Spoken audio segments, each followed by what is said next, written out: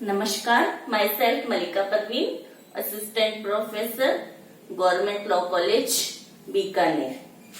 LLB first year के subject Muslim विधि में हमने पहले हिब्बा क्या होता है, उसके आवश्यक तत्व पढ़े, कौन से संपत्तियों को गिफ्ट हिब्बा किया जा सकता है, हिब्बा में मूशा का सिद्धांत क्या होता है, इसके साथ में ही हिब्बा का रिवोकेशन प्रतिसहन किया जा सकता है क्या और कब किया जा सकता है और किन परिस्थितियों में नहीं किया जा सकता वो पढ़ा।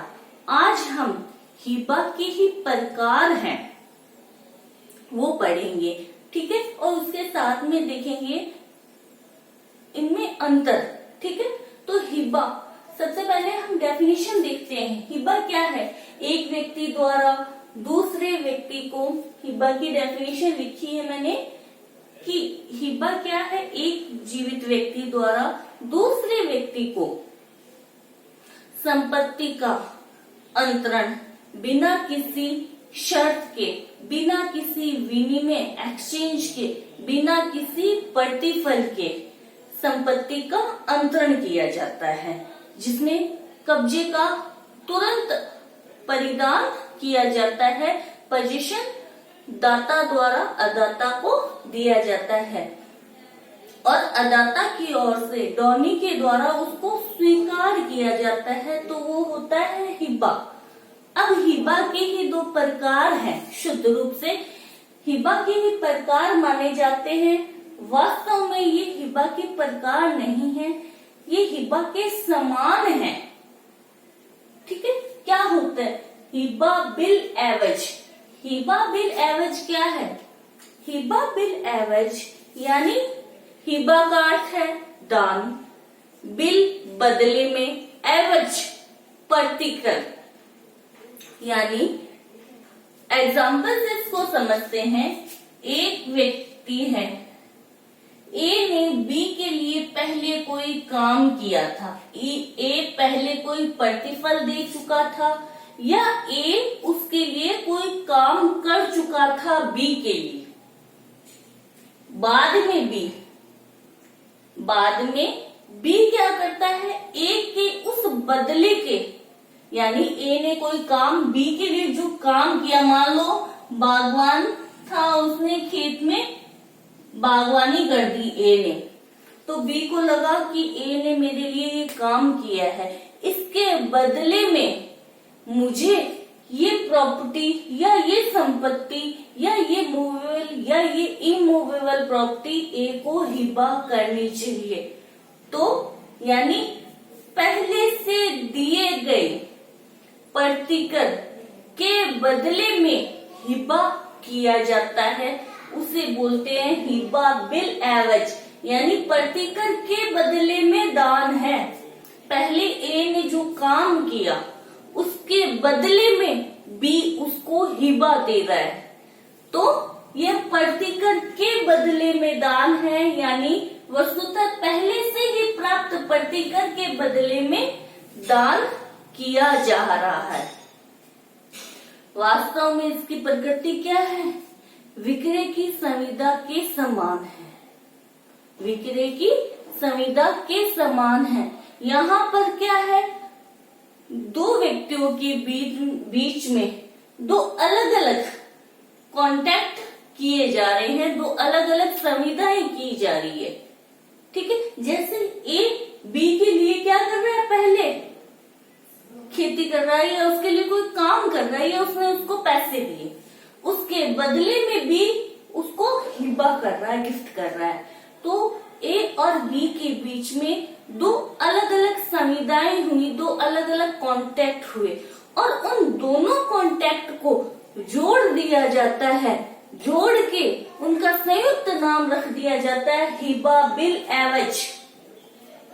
यानी एक संविदा, एक जो कॉन्टैक्ट थी ए और बी के बीच में, उसमें ए ने काम किया कोई, ठीक है, और दूसरा जो कॉन्टैक्ट हुआ उसमें बी ने ए को गिफ्ट कर दी कोई चीज पहले के प्रतिफल के बदले में। तो ए और बी के बीच में दो अलग अलग संविदाएं हुई, उन संविदाओं, उन दो अलग अलग कॉन्ट्रैक्ट को जोड़ के नाम रखा गया हिबा बिल एवज।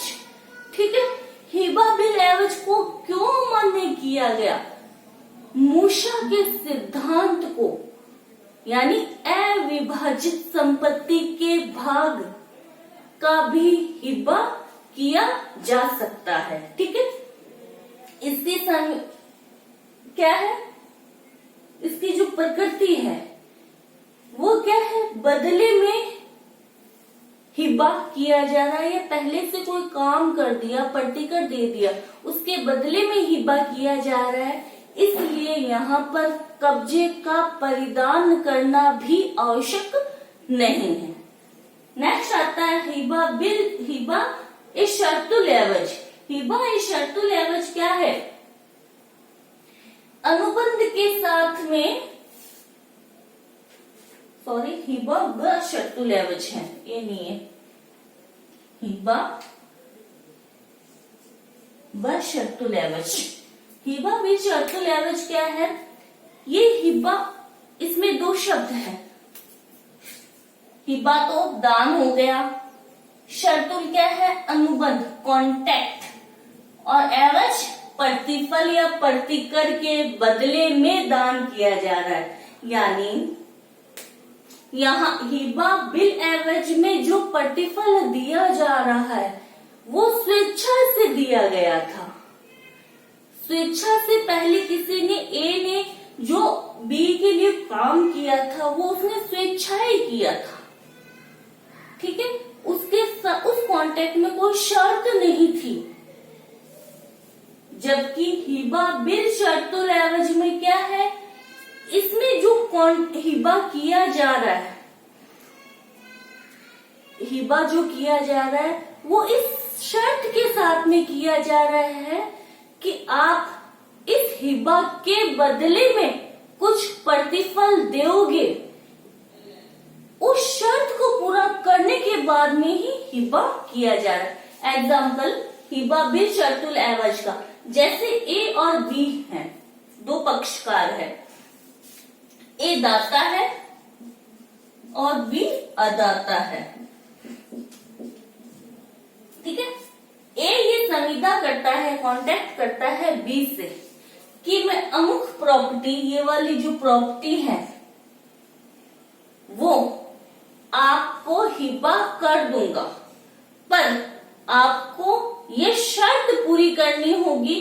शर्त ये है कि आप सी से शादी करोगे, शादी करने के बाद में ही मैं आपको ये प्रॉपर्टी हिबा करूंगा। तो क्या हुआ कि बी के द्वारा जो शादी सी से की जाएगी वो शर्त पूरी करती है, और सी से शादी करना वो प्रतिकर है ए के लिए कि बी ने जो सी से शादी की है वो ए की हिबा को पूर्ण करने के लिए शर्त का पालन करता है, वो प्रतिफल के लिए, यानी अनुबंध के साथ प्रतिफल के लिए किया गया। कॉन्ट्रैक्ट हुआ ए बी में, इसके साथ में ए शर्त जोड़ देता है कि आप अगर सी से शादी करोगे तो ही मैं आपको ये प्रॉपर्टी हिबा करूंगा। तो अगर ये प्रतिफल क्या हो गया, बी की तरफ से सी से शादी करना, शर्त लगा दी और शर्त के साथ में प्रतिफल भी या प्रतिफल भी ज्वाइंट कर दिया, तो वो होता है हिबा बिल शर्तुल एवज। यानी कोई ऐसा हिबा जो प्रतिफल देने की शर्त के साथ हो, कि कॉन्ट्रैक्ट होता है, उस कॉन्ट्रैक्ट में ये शर्त लगा दी जाती है कि आप ये प्रतिफल दोगे तो ही ए हिबा करेगा। यानी यहाँ पर प्रतिफल देना अनिवार्य हो जाता है। यहाँ पे अगर अदाता दाता स्वेच्छाएं प्रतिफल नहीं देता है, उसको क्या है, शर्त लगा दी जाती है कि आप इस शर्त का पालन करोगे और प्रतिफल दोगे तो ही आपके पक्ष में हिबा किया जाएगा। तो हिबा बिल बिल शर्तुल एवज की प्रकृति क्या होती है? जब तक शर्त का पालन नहीं किया जाता है तब तक तो इसकी प्रकृति हिबा जैसी यानी दान जैसी रहती है, लेकिन जैसे ही प्रतिफल और शर्त का पालन कर दिया जाता है तो इसकी प्रकृति विक्रय की संविदा के समान हो जाती है। ठीक है, तो अब देखते हैं इनमें अंतर क्या है, हिबा में, हिबा बिल एवज में और हिबा बिल शर्तुल एवज में मुख्य अंतर क्या क्या होते हैं। फर्स्ट आता है अंतर कि हिबा में संपत्ति का स्वामित्व तो बिना प्रतिकर के ही अंतरित किया जाता है। मैंने जैसा कि पहले डेफिनेशन में भी बताया कि बिना प्रतिफल यानी निशुल्क, ना एक्सचेंज, ना शर्त, ना प्रतिफल, बिना प्रतिफल यानी बिना अदाता से कुछ लिए हुए ही दाता अपनी संपत्ति का स्वामित्व टाइटल अदाता के पक्ष में अंतरित करता है। जबकि हिबा बिल एवज में क्या है, बदले, एवज के बदले में यानी वो प्रतिफल ले रहा है, पहले से उसने अगर कोई काम किया हुआ है, प्रतिकर लिया हुआ है, उसके बदले में क्या है, हिबा कर रहा है। यानी एवज, एवज क्या है, प्रतिफल है। यहाँ प्रतिफल के बदले में स्वामित्व का अंतरण कर रहा है। नेक्स्ट आता है हिबा बिल शर्तुल एवज, शर्त और प्रतिकर के बदले में शर्त भी जोड़ी हुई है और उसमें प्रतिफल भी जुड़ा हुआ है। शर्त और प्रतिकर के बदले में स्वामित्व का अंतरण कर रहा है, प्रतिफल ले रहा है, शर्त के साथ में ले रहा है, तो वो हिबा बिल शर्तुल एवज हो जाता है। नेक्स्ट अंतर आता है कब्जे का परिधान पूर्वभावी शर्त है। हिबा की जो औपचारिकताएं पढ़ी थी हमने, उसमें तीसरा जो पॉइंट था, फर्स्ट था इजप्त, सेकंड था कबूल और थर्ड था कब्जे का परिधान। तो हिबा में पूर्वभावी शर्त है कि आप कब्जे का परिधान यानी दाता अदाता को कब्जे पोजीशन देगा, जब तक पोजीशन नहीं देगा हिबा पूर्ण नहीं होता। यानी पूर्वभावी शर्त कब्जे का परिधान किया जाना आवश्यक है। हिबा बिल शर्तुल एवज में कब्जे का परिधान आवश्यक नहीं है। क्यों नहीं है? क्योंकि इसकी प्रकृति विक्रय की संविदा के समान होता है। पहले से आपने कोई काम कर दिया, पहले से ए ने क्या है, बी को 5,000 रुपए दे रखे हैं, फिर बी कहता है कि नहीं इसने मेरे को 5,000 रुपए दे रखे हैं, इसलिए मैं ये वाली जमीन या ये वाला चल संपत्ति या ये धन इसको हिबा करता हूँ। तो इसकी प्रकृति है वो विक्रय की संविदा के समान है, इसलिए इसमें कब्जे का परिधान करना आवश्यक नहीं है। नेक्स्ट आता है हिबा बिल शर्तुल एवज में कब्जे का परिधान करना आवश्यक है, क्योंकि जब तक शर्त का पालन नहीं किया जाता है तब तक इसकी प्रकृति क्या रहती है, हिबा के समान है, तो हिबा में कब्जे का परिधान करना आवश्यक है। नेक्स्ट आता है मूषा का हिबा अमान्य होता है, यानी ऐसी कोई हिबा में अविभाजित संपत्ति का हिबा अमान्य होता है, मान्य नहीं होता। कि ऐसी कोई प्रॉपर्टी, अविभाजित प्रॉपर्टी जिसका विभाजन किया जा सकता है, यानी विभाज्य संपत्ति जिसका विभाजन हो सकता है, तो उसका बिना विभाजन किया गया हिबा अमान्य होता है, यानी मूषा का हिबा अमान्य होता है। जबकि हिबा बिल एवज में मूषा का हिबा मान्य होता है। नेक्स्ट आता है हिबा बिल शर्तुल एवज में मूषा का हिबा अमान्य होता है। इसको आप अपन लाइन से पढ़ेंगे तो अंतर याद, जो डिफरेंसेस है वो आसानी से याद होगा। कि हिबा में मूषा का सिद्धांत हिबा अमान्य होता है, हिबा बिल शर्तुल एवज में भी मूषा का हिबा अमान्य होता है। नेक्स्ट कि हिबा एक बार कर दिया जाता है तो कुछ अपवादों के सिवाय, कुछ ही अपवाद हैं, तो हिबा रिवोकेबल होता है, यानी प्रतिसहनीय होता है, उसका खंडन किया जा सकता है। लेकिन हिबा बिल एवज में जैसे ही हिबा बिल एवज पूर्ण होता है, वो पूर्ण होने की स्थिति से ही अखंडनीय हो जाता है, अप्रतिसहनीय इर्रिवोकेबल हो जाता है, यानी उसका खंडन बाद में नहीं किया जा सकता। नेक्स्ट आता है हिबा बिल शर्तुल एवज कि शर्त का पालन जब तक ना किया जाए तब तक तो क्या है, हिबा बिल शर्तुल एवज का खंडन किया जा सकता है। लेकिन जैसे ही शर्त का पालन हो जाता है और प्रतिफल का भुगतान कर दिया जाता है, उसके बाद में हिबा बिल शर्तुल एवज को खंडित नहीं किया जाता है, वो इर्रेवोकेबल हो जाता है, यानी उसका प्रतिसहरण फिर नहीं किया जा सकता। नेक्स्ट अंतर आता है हिबा की प्रकृति शुद्ध हिबा ही होती है, उसमें ना कोई प्रतिफल है, ना कोई एक्सचेंज है, ना कोई शर्त है, यानी हिबा की प्रकृति शुद्ध हिबा ही होती है, उसमें और कोई लक्षण नजर नहीं आते। जबकि हिबा बिल एवज की प्रकृति क्या है, विक्रय की संविदा के समान होती है, सेल ऑफ कॉन्ट्रैक्ट के समान होती है। जबकि हिबा बिल शर्तुल एवज, हिबा बिल शर्तुल एवज में क्या है, जब तक शर्त का पालन ना किया जाए या प्रतिफल का भुगतान नहीं किया जाए, तब तक उसकी प्रकृति हिबा बिल शर्तुल एवज में उसकी प्रकृति शुद्ध हिबा जैसी होती है, यानी शुद्ध गिफ्ट के समान होती है। लेकिन जैसे ही शर्त का पालन कर दिया जाता है या प्रतिफल का भुगतान कर दिया जाता है, तो उस हिबा की प्रकृति विक्रय की संविदा के समान हो जाती है, क्योंकि भुगतान कर दिया जाता है, प्रतिफल का भुगतान कर दिया जाता है या शर्त की पालना कर दी जाती है, तो फिर उसकी प्रकृति विक्रय की संविदा के समान होते।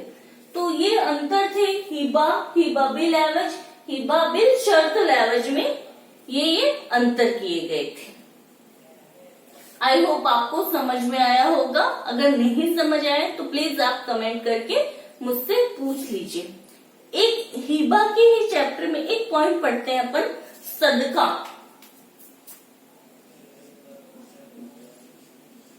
2 नंबर के क्वेश्चंस में पूछ लिया जाता है कि सदका क्या होता है, हिबा और सदका में क्या अंतर है। तो हिबा तो क्या है, सांसारिक उद्देश्यों के लिए गिफ्ट किया जाता है, दान दिया जाता है। हिबा क्या है, सांसारिक उद्देश्यों के लिए, यानी इस जन्म में अपने कर्मों के लिए या इस जन्म के कार्यों के लिए कोई व्यक्ति अपनी प्रॉपर्टी हिबा करता है, दान करता है, तो उसको बोलते हैं हम हिबा। अगर कोई व्यक्ति अपने परलोक को सुधारना चाहता है, यानी अपनी मृत्यु के बाद के कार्यों को करने के लिए, यानी वो क्या है, अपने मृत्यु को सुधारना चाहता है या अपने दूसरे जीवन को, परलोक को सुधारना चाहता है, तो वो अपनी संपत्ति क्या है, धार्मिक प्रयोजनों के लिए या धार्मिक समझे जाने वाले खैरात के रूप में, यानी सदका देता है, गरीब लोगों को अपनी संपत्ति दान देता है। ठीक है, क्या करता है, हिबा तो क्या होता है, धार्मिक उद्देश्यों के लिए किया जाता, हिबा सांसारिक उद्देश्यों के लिए किया जाता है, जबकि सदका धार्मिक उद्देश्यों के लिए किया जाता है। हिबा और सदका में मेन अंतर ये आता है कि मुख्य अंतर ये है, हिबा की तरह सदके में कब्जे का परिदान देना आवश्यक नहीं है। ठीक है, कब्जे का परिदान देना, पोजीशन देना आवश्यक नहीं है। नेक्स्ट आता है, हिबा में तो क्या होता है, मूषा का सिद्धांत मान्य नहीं होता। मूषा का हिबा अमान्य होता है, जबकि सदका मान्य होता है मूषा का। ठीक है, वैलिड माना जाता है। ठीक है, नेक्स्ट अंतर आता है कि एक बार सदका कर दिया जाता है तो फिर आप उसका रिवोकेशन नहीं कर सकते, यानी वो इररिवोकेबल हो जाता है। एक बार अगर आपने किसी अपनी प्रॉपर्टी को किसी गरीब को या किसी अनाथ आश्रम में या कहीं पर भी धार्मिक उद्देश्यों के प्रयोजन से किसी के उत्थान के लिए, गरीबों के उत्थान के लिए देती है, जानवरों को चारा खिलाने या किसी को भी भोजन कराने या कुछ भी काम करने के लिए सदका करती, तो फिर वो सदका कैंसल नहीं होता, इररिवोकेबल हो जाता है एक बार होने के बाद में। ठीक है, तो ये सदका और हिबा में भी 2 नंबर में कई बार क्वेश्चन पूछ लिया जाता है। आई होप आपको समझ आया होता है कि हिबा तो क्या है, किस लिए करता है व्यक्ति, अपने सांसारिक उद्देश्यों को पूर्ति करने के लिए, कि मुझे नाम होगा, ये होगा, वो होगा, जबकि सदका धार्मिक उद्देश्यों या प्रयोजनों के लिए किया जाता है। आई होप आपको समझ में आया होगा। अगर नहीं समझ आए तो प्लीज आप कमेंट करके दोबारा पूछ सकते हैं। Thank you so much.